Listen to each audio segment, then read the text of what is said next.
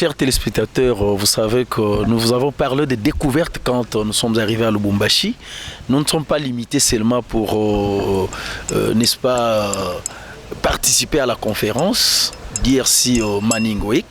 Nous avons essayé un peu d'élargir notre circuit de recherche.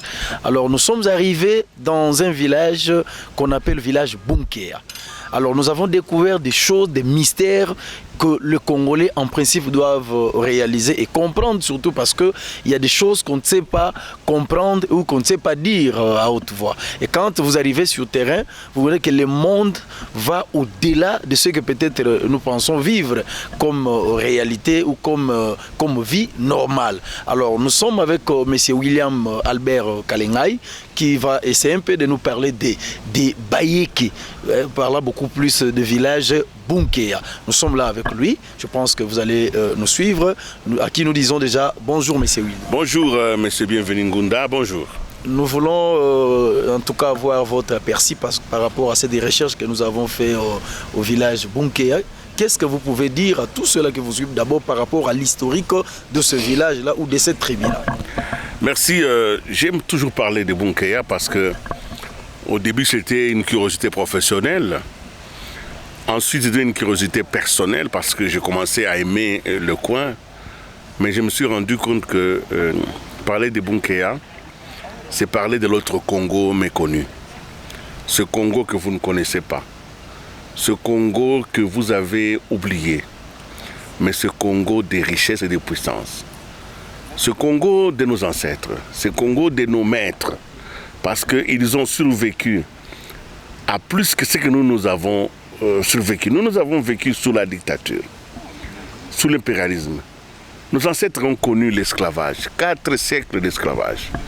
Mais ils sont parvenus à conserver leur nom, leur culte, leur rite, leur régime alimentaire, leur vision du monde. 4 siècles de déportation et de morts, ils sont parvenus à résister aux colons. C'est comme ça que je suis heureux de parler de Bunkea. Je ne peut-être pas l'autorisation de ceux qui en ont la légalité, de ceux qui sont des légataires universels. Mais j'en parle comme un homme passionné par les cultures anciennes, parce qu'en réalité, elles contiennent des solutions à beaucoup de problèmes. Bunkea, c'est la capitale de ce qui fut autrefois le royaume de Ngarangaze. Ngarangaze, nous savons, ça a été fondé par le grand Mwami Msiri. Msiri,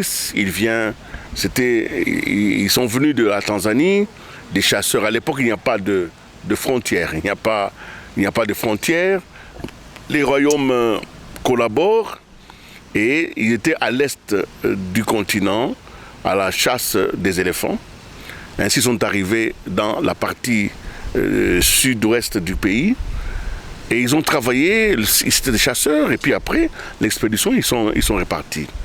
Mais parmi les fils de ce roi, il y en a un qui a aimé beaucoup le coin, qui a dit qu'il voulait s'établir, et pourquoi pas fonder sa famille, comme nous tous, nous quittons Lubumbashi, nous allons à Kinshasa pour fonder famille. Nous quittons Kolwezi, nous quittons Bulungu, nous quittons Isiro, nous quittons nos endroits, parce que tous les jeunes sont épris d'aventure et Msiri est parti. Et il est parti de l'Est de l'Afrique pour revenir vers le Katanga et à la rencontre de la civilisation, de la culture du cuivre. Et il s'est donc établi, et l'histoire, vous la connaissez. Il a fondé, après plusieurs années, ça ne s'est pas fait automatiquement. Il s'est d'abord mis au service des autres rois qu'il a trouvés sur place. Il les a aidés à combattre leurs ennemis. Il a aidé à transporter de la culture qu'il avait, parce qu'il a amené quand même un certain nombre de technologies, notamment le raffia, le coton, la culture du riz, beaucoup de choses qui n'étaient pas connues ici, il les a amenées et il en a appris d'autres localement. C'est ainsi que le royaume d'Ngarangaza est né. Il a été tellement puissant, tellement fort, tellement organisé, que l'esprit même de Msiri plane encore aujourd'hui dans notre pays. Voilà Bunkea. C'est ce que l'on peut dire des Bayeki qui sont venus, et ce peuple s'est mélangé au Bassanga et d'autres peuples. Les Balobakat sont entrés dedans, un peu comme nous le faisons aujourd'hui. Tant que nous vivons dans un même sol, nous gardons les mêmes principes, les mêmes valeurs, nous défendons la terre. Qu'est-ce qui vous impressionne par rapport à l'organisation des Baïké? Vous venez de parler de l'organisation, vous dites que c'est un peuple organisé. Qu'est-ce qui vous impressionne réellement parlant de l'organisation? D'abord, ce qui m'impressionne, c'est deux moments. D'abord, le moment historique. Le moment historique, Léopold II décide de conquérir le Congo. Les gens ne pensent pas que ça a été une conquête facile. Il y a quand même eu des résistances dans ce pays pour refuser l'installation des Belges comme force d'occupation.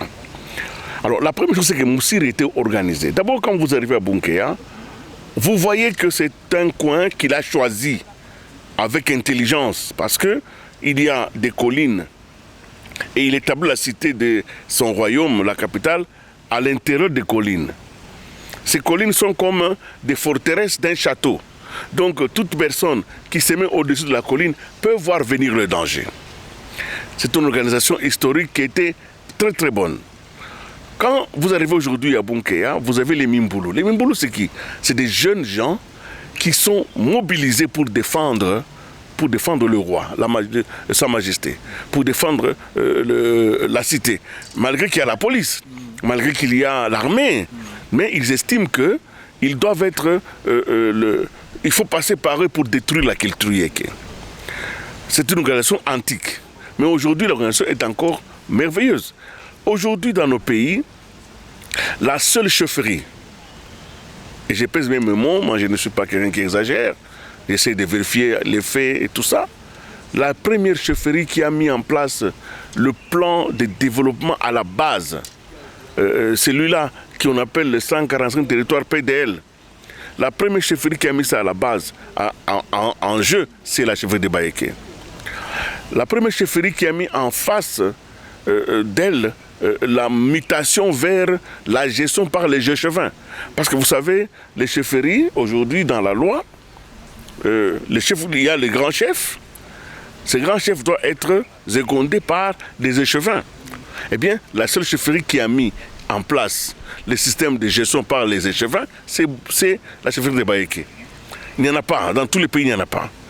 Mais alors, il y a une coïncidence, parce que tout le monde est financé. Dans les pays, nous voyons beaucoup des gens qui reçoivent des millions. Mais qu'est-ce qu'ils en font? Qu'est-ce qu'ils en font? Nous allons au Kasaï, nous allons, même ici au Katanga, nous pouvons aller à l'Équateur, nous allons en province orientale. Beaucoup de structures, beaucoup de chefs coutumiers, beaucoup des entités centralisées reçoivent un peu de sous. Ici, il y a une coïncidence majeure, c'est que la chefferie est installée dans les Copperbelt, donc la zone qui préfère. Et vous avez de grandes entreprises qui sont installées dans cette partie du pays. Et la loi minière exige que les entreprises versent une redevance au niveau de la chefferie, donc de l'entité territoriale décentralisée. Et nous avons vu comment, dans les territoires de Bunkea, la chefferie est organisée comme si nous étions en grande ville. Pourquoi? Parce que la manne qui tombe de la redevance minière est gérée par un comité. Le comité est géré et encadré par une commission de passation des marchés. Donc, dans la chefferie de Bunkea, il n'y a pas de gré à gré. Tout le monde qui veut concourir pour obtenir quelque chose de l'entité, eh bien, doit concourir en respectant les procédures. Et puis, nous avons vu comme les réalisations, nous n'avons pas besoin d'en discuter. Pour moi, c'est la vision. C'est une vision extraordinaire. Parce que vous avez un homme qui conserve toute la tradition. Toute la tradition. Ils n'ont perdu aucun iota des valeurs que leurs ancêtres leur ont transmises. Le roi, c'est les rois. Les princes sont des princes, les princesses existent, la cour existe et les consultations existent. Ils ont conservé ça. Mais en même temps, ils ont acquis les règles de la modernité. À Bunkea, vous avez vu, on était avec vous, vous avez vu que la nuit, les villages étaient éclairés par le solaire. Par le solaire. On a vu que les routes sont asphaltées. On a vu que des maisons sont aérées. On a vu que c'est quand même, on peut même se laver de l'eau chaude. Donc moi je dis que ceci est possible partout. Mais là où on a conservé de la culture, Là, on a conservé son identité. Parce que la noblesse, la culture de noblesse, c'est ça même les freins aux exagérations. Les peuples qui conservent leur culture, ces peuples-là connaissent les limites à ne pas franchir. Les peuples qui conservent leur âme, leur identité, se connectent bien au divin. Parce que Dieu est un Dieu d'ordre. Dieu est un Dieu de hiérarchie. C'est dans la parole biblique qu'on apprend qu'il y a des chérifins, qu'il y a des anges, qu'il y a des primordiaux, toute la hiérarchie est essentielle. Au Bunkea, on a respecté cela. Mais aussi, c'est une organisation qui tient compte des plus fragiles. Parce que la plupart des projets que nous avons visités, nous avons vu que le Mwami a fait un effort pour que les plus démunis de son territoire soient touchés par le changement. Parce que, vous avez vu, certaines routes sont en train d'être tracées aujourd'hui. On va jusqu'à enseignants, on va toucher les 7 groupements, donc les regroupements qui constituent la chefferie de Bunkea. Bunkea est quand même, et s'étend sur 30, le regroupement des Baïké s'étend sur 30 000 km. C'est un petit État, vous voyez. Et pour gérer ça, il faut avoir non seulement le cœur à l'ouvrage, de la discipline et de l'orthodoxie.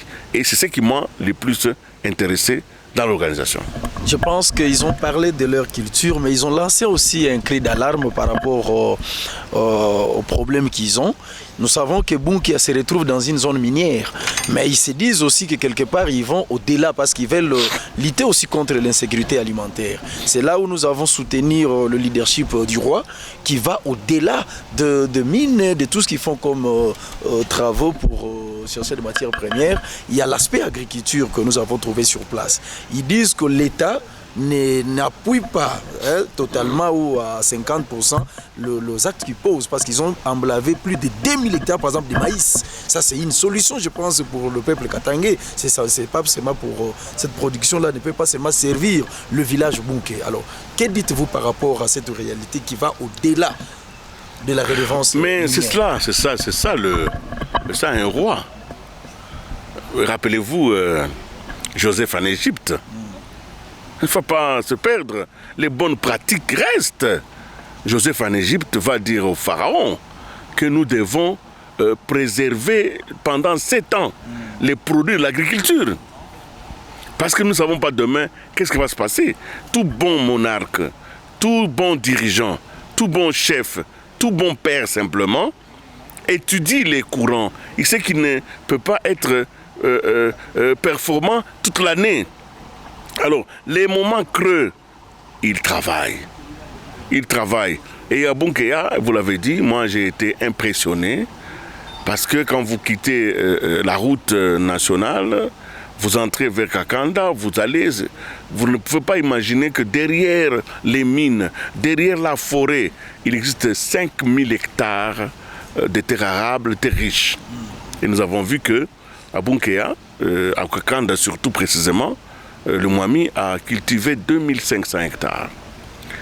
Notre souci, c'est qu'il ne faut pas que cette nourriture, cette alimentation se perde par le fait de l'absence de voies d'évacuation. Et l'urgence, c'est que la route Kakanda doit être réhabilitée de manière rapide, en urgence, avant la fin de la saison sèche, pour que les camions, les marchands qui vont venir puissent augmenter. Il y a 2500 hectares, donc nous sommes autour de 18 000 tonnes de maïs. Ça veut dire que dans quelques mois, s'ils reprennent encore la culture, ils auront encore 18 000. Et s'ils font des réserves, on peut arriver à 100 000 tonnes de réserves de maïs dans cette région-là. Mais il faut quand même transformer cela. C'est là où vous avez raison, l'État doit venir compléter les limites du Mwami. Le Mwami fait cultiver, il fait pousser, il peut mettre ça dans les sacs, mais pour installer une minoterie, il ne faut pas lui demander ça. Il peut le faire peut-être un jour, Mais l'État peut venir en disant, nous acceptons la partie minoterie, nous nous installons. Le ministre de la Culture, le ministre de l'Agriculture, le ministre des Infrastructures sont ainsi conviés. Ainsi, l'État va devenir le paraclet, c'est lui qui achève les actions qui ont commencé vers la base. Et ici, nous avons une population qui est exemplaire, qui écoute, qui est disciplinée. Nous avons vu des jeunes gens, tous au travail. On n'a pas vu des voyous à Bunkea. Tous au travail. Et c'est ça qui m'a le plus plu. Et c'est pourquoi j'en parle avec passion. J'en parle pourquoi? Parce que c'est chez nous, c'est au pays. Il ne faudrait pas que les Coréens viennent ici pour nous dire le modèle que nous suivons, c'est le modèle de Bunkea. Ce serait terrible que nous ne l'ayons pas suivi. Vous savez pourquoi j'ai dit ça? Parce qu'en Corée, justement, en Corée, il existe ce qu'ils appellent le Sema Ulundong. C'est la technique qui a permis aux Coréens de combattre la faim. En disant, bon, nous avons 10 mains, il faut travailler pour nourrir 10 bouches. Alors, qu'est-ce que nous allons faire? Nous appelons chacun, nous prenons les 10 bouches là, nous empruntons leurs mains. Ainsi, nous travaillons chaque fois pour régler les problèmes d'une personne. Nous allons gagner en temps et en espace. Et au fur et à mesure qu'on règle les problèmes de chacun avec la force des 10, après 10 temps, 10 tours, nous aurons fini le problème. C'est ce qu'ils ont fait là-bas. Nous pouvons le faire ici.